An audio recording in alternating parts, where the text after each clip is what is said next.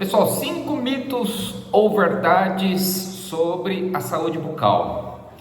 5 apenas. Depois eu faço outros vídeos aqui no canal, porque tem muitas perguntas, tem muitos, como eu posso dizer, como que se diz?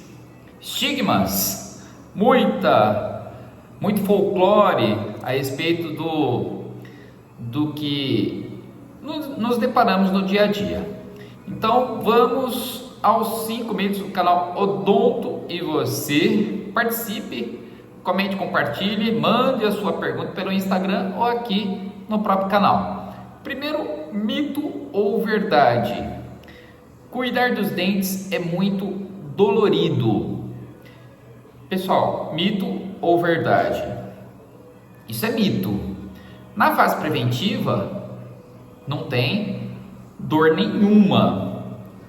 Quando o paciente visita o dentista, faz as consultas periódicas a cada 3 ou 4 meses para as limpezas, profilaxias, aplicações de flúor, faz as manutenções diárias, escovação, uso do fio, conforme recomendado, isso é totalmente assintomático. Isso daí evita grandes problemas, então é totalmente indolor.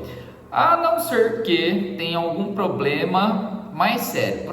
Por exemplo, a gengivite, o início da gengivite, aquele sangramento ao toque, pode ser assintomático, mas a evolução, a gravidade da gengivite, uma doença periodontal já com perda de inserção e mobilidade, pode causar alguns transtornos. Então, no início a doença é assintomática e evolui para a gravidade e aí se torna dolorida. Então é melhor tratar. O segredo é a prevenção sempre. É melhor iniciar a prevenção e cumprir com a sua obrigação diante da prevenção do que deixar os problemas acontecerem e procurarem o profissional. Então, se ficou esclarecido, é muito dolorido? Depende do ponto de vista, mas no geral, cuidar dos dentes é muito dolorido? Isso é mito. 2. Pergunta número 2. A escovação mais importante é a da noite. Isso é verdade, pessoal. Então, antes de dormir, escovação, uso do fio é primordial. Por que que é a escovação mais importante? Todas as escovações são importantes, principalmente ao acordar, porque há uma redução do fluxo salivar durante o sono. Então, a saliva, como protetora das doenças orais, tem uma redução. Isso é fisiológico, por isso acordamos com halitose, com mau hálito. Muitas vezes isso é chamado de halitose fisiológica. Por isso, imediatamente necessitamos escovar os dentes para estimular a salivação ao acordar. Mas a escovação mais importante do dia é a noturna. Entendam bem, a escovação mais importante do dia é à noite, tá? É a escovação noturna, antes de dormir. Escovação e uso do fio, pessoal. Então isso é verdade, em razão da diminuição do fluxo salivar, que é uma proteção da cavidade oral contra doenças bucais. Terceira pergunta, mito ou verdade: o fio dental ajuda a remover a placa? Aqui há uma discussão bastante interessante. Vejam só, sigam o raciocínio. O fio dental evita que a placa se acumule junto à superfície do dente.